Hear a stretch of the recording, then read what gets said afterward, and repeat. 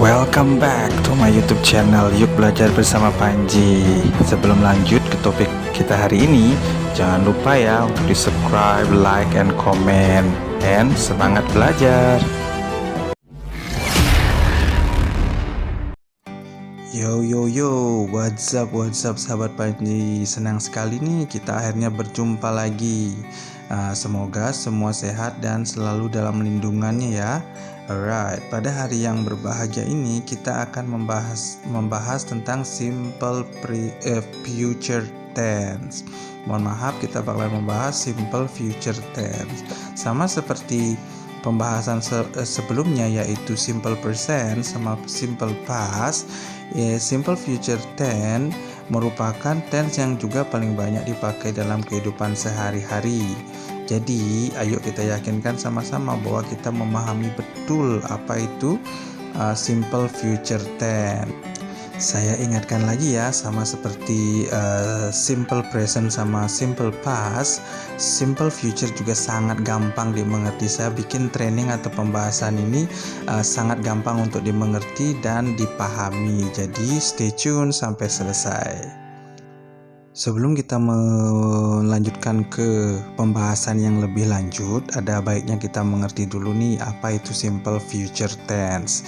Jadi simple future tense adalah bentuk tense yang digunakan untuk menyatakan suatu kejadian di masa yang akan datang. Jadi sekali lagi future. Di future itu kan masa depan. Jadi kejadian di masa yang akan datang.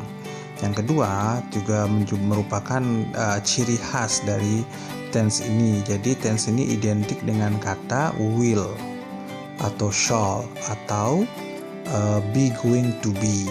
Nah, di sini sekali lagi saya ingatkan, be going to ini pada be-nya ini akan mengalami perubahan. Jadi tolong diingat pelajaran kita sebelumnya tentang simple present tense, di mana saya remind lagi bahwa be itu akan untuk present tense itu akan mengikuti subjeknya. Sekali lagi ingat ya, I itu bakalan attach sama am, jadi I am.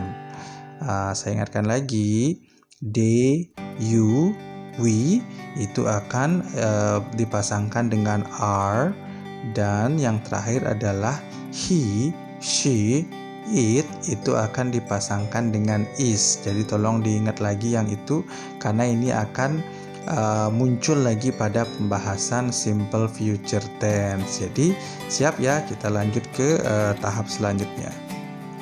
Oke, formula atau rumus dari simple future tense kita akan bagi menjadi 3, yaitu rumus untuk kalimat positif atau formula untuk kalimat positif, yang kedua formula untuk kalimat negatif, dan formula untuk kalimat interrogatif. Jadi saya ingatkan lagi, kalimat positif yaitu kalimat biasa tanpa ada penyangkalan, seperti saya kerja hari ini contohnya.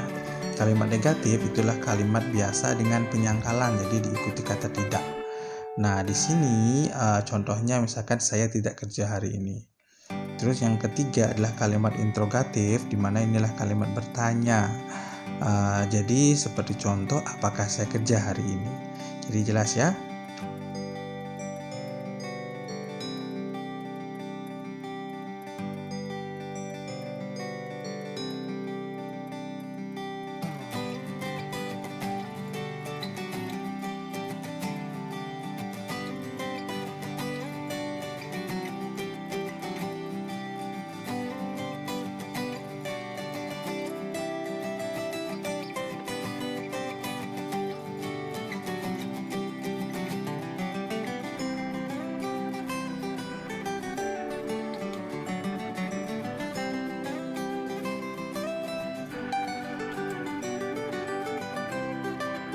Kalimat positif atau kalimat biasa tanpa penyangkalan. Nah, di sini kita akan membahas lebih detail. Di sini juga ada beberapa formula atau rumus untuk kalimat positif tersebut. Yang pertama itu adalah subjek, will atau shall. Selanjutnya adalah verb 1 dan diikuti objek atau keterangan, itu bisa saja. Yang kedua adalah subjek, be itu yang am, is, are. Terus dilanjutkan dengan going to, baru ditambah verb 1 diikuti objek atau keterangan. Yang ketiga itu adalah subjek will atau shall plus be diikuti sama komplement. Komplement yang dimaksud di sini adalah merupakan kata benda atau kata sifat. Yang selanjutnya adalah subjek menggunakan be, is, are plus going to. Selanjutnya be, selanjutnya adalah komplement, itu noun kata kerja, bisa itu noun atau kata benda atau adjektif kata sifat.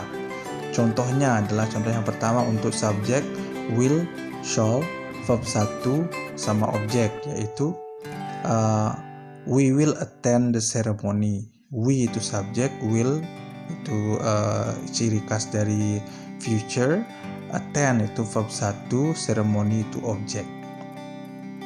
Yang selanjutnya adalah subjek be, is, are going to verb 1 objek. Nah, di sini kita pakai I, jadi kelanjutannya bakalan am, I am going to eat vegetables tomorrow. Yang selanjutnya adalah subjek will, shall plus be plus komplement. Nah, komplement ini contohnya adalah she will be happy. She subjek, will seperti biasa be, dan selanjutnya happy itu adalah kata sifat. Yang terakhir itu adalah subjek be, is, are going to plus be komplement. Jadi contohnya adalah I am going to be at home tomorrow. At home ini bisa merupakan adalah satu kata benda, home itu kata benda. Kalimat negatif. Nah, kalimat negatif itu adalah kalimat dengan penyangkalan. Jadi ada kata tidak. Jadi dalam bahasa Inggrisnya adalah not. Nah, ini rumusnya juga sama, ada 4, yaitu subjek. Yang pertama subjek will atau shall plus not plus verb 1 plus objek. Yang kedua adalah subjek is, are. Jadi saya agak cantumkan be-nya di sini karena be itu bentuknya sekarang itu adalah is, are. Not, going to verb 1 dilanjutkan dengan objek.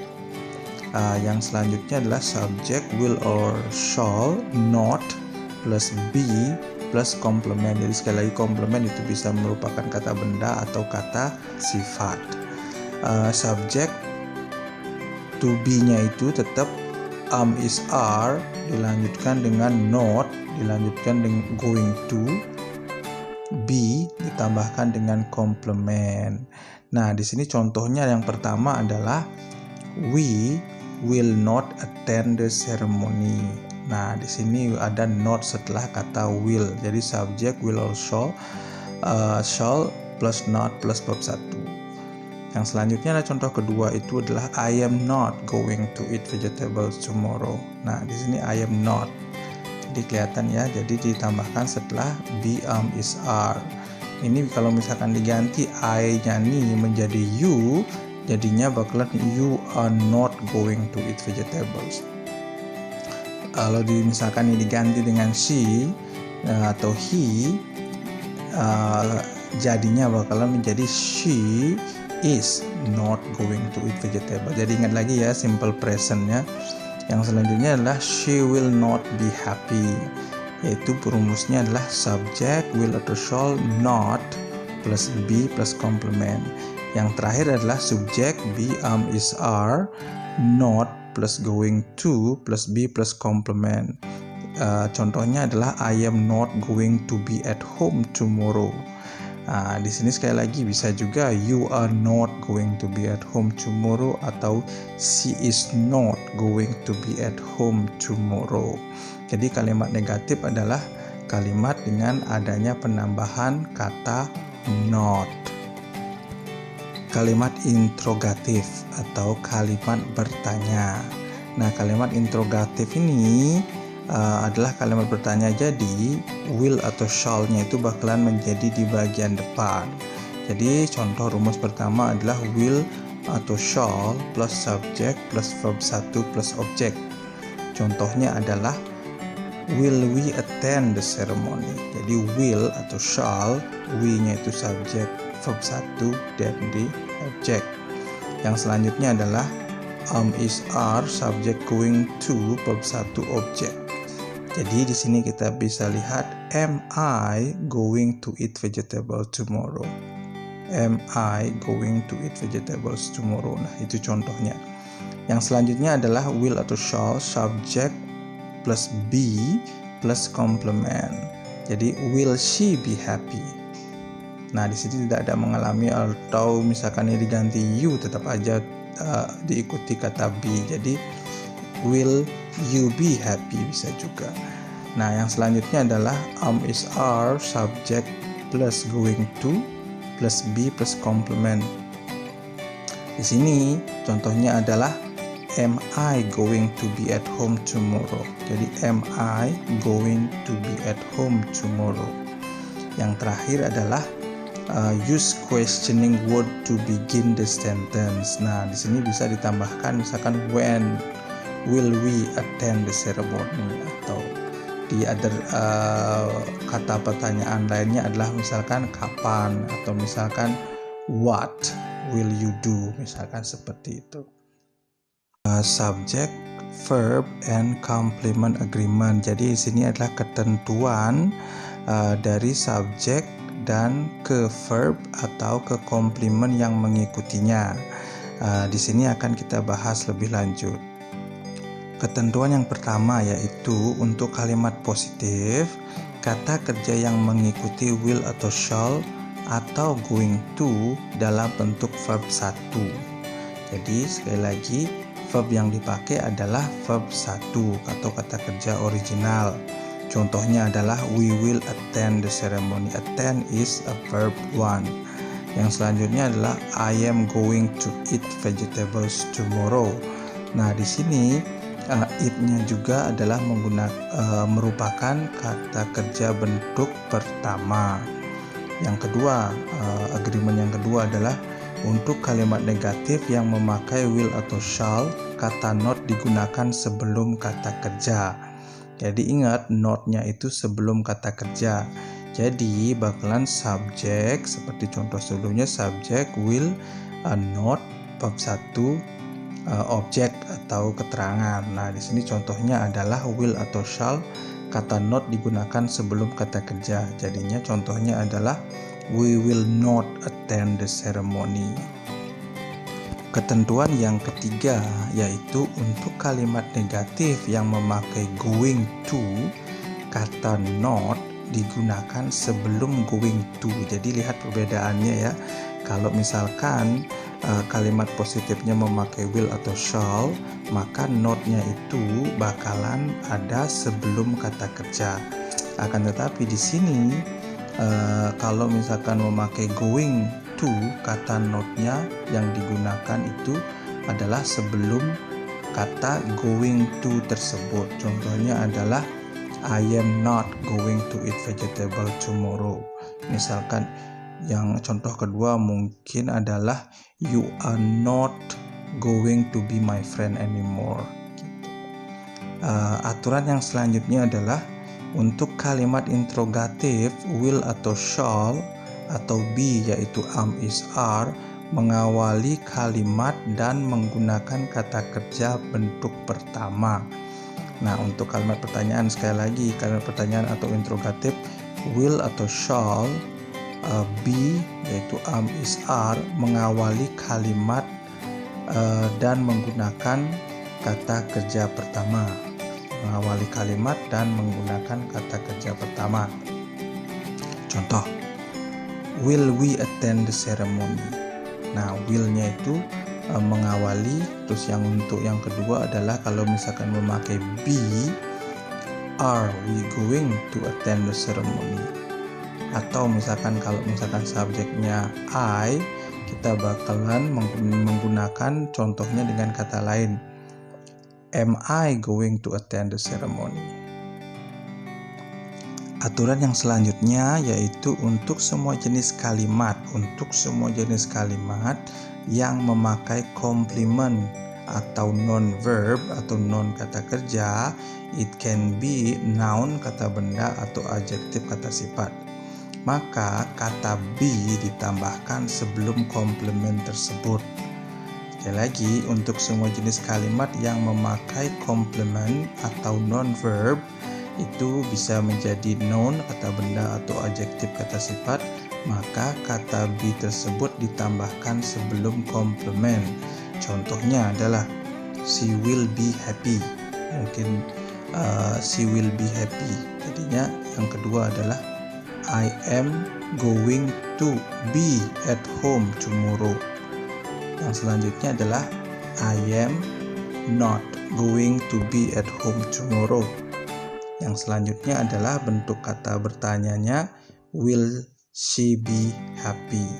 Nah, sekali lagi be ini ditambahkan kalau misalkan tidak memakai kata kerja. Yang dipakai adalah komplement, bisa menjadi bisa dalam bentuk noun kata benda atau adjektif kata sifat. Will, going to, shall. Ada 3 cara berbeda atau kata berbeda yang dipakai untuk mengungkapkan simple future tense. Ini agak sedikit berbeda dengan present sama past, di mana will, going to, sama shall ini bisa diikuti oleh semua bentuk subjek, tidak seperti pada present atau past. Jadi pada bagian ini kita akan membahas lebih detail kapan kita memakai will, kapan memakai going to, dan kapan memakai shall.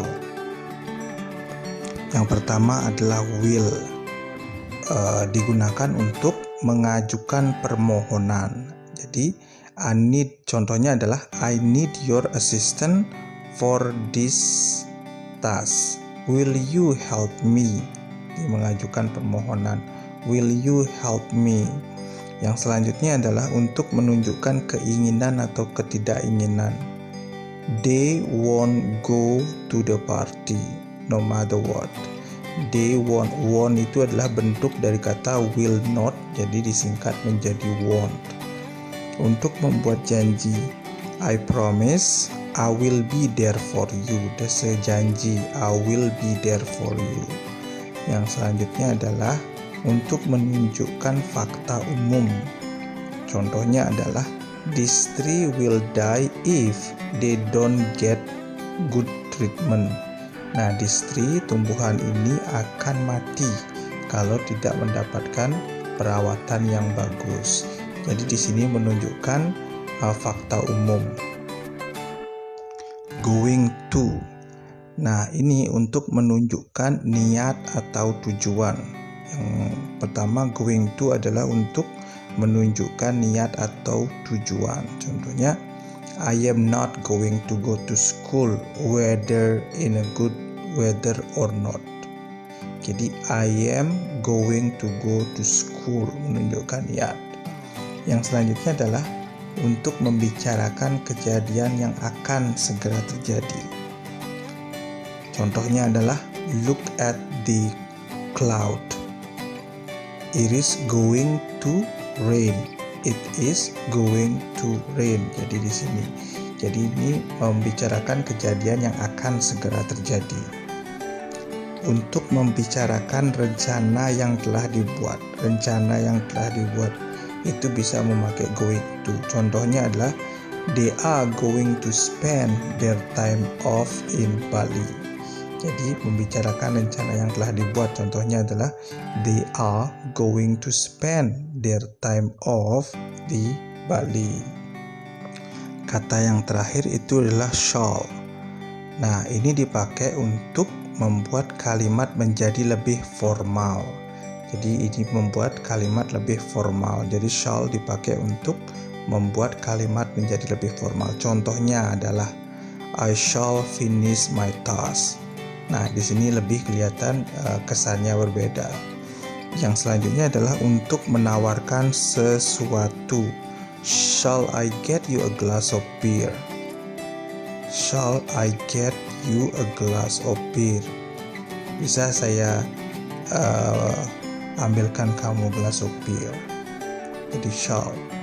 Yang selanjutnya adalah untuk mengusulkan aktivitas yang dilakukan oleh pembicara dan pendengar. Misalkan, shall we go? Atau shall we dance? kata keterangan yang dipakai adalah kata keterangan waktu yang dipakai untuk future. Jadi di sini very easy ya. Jadi bisa sangat mudah untuk dilihat kata keterangan waktu yang dipakai untuk simple future, karena ini untuk masa depan. Jadi sesuatu yang belum terjadi. Contohnya adalah tomorrow bisa menjadi tomorrow morning, tomorrow afternoon. Next time bisa menjadi next week, next year, next month, next day bisa juga. Terus kita bisa menggunakan kata soon, secepatnya.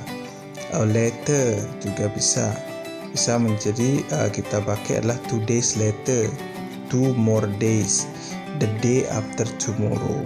Jadi it's very simple ya, keterangan waktunya sangat mudah untuk dilihat atau diidentifikasi atau untuk digunakan.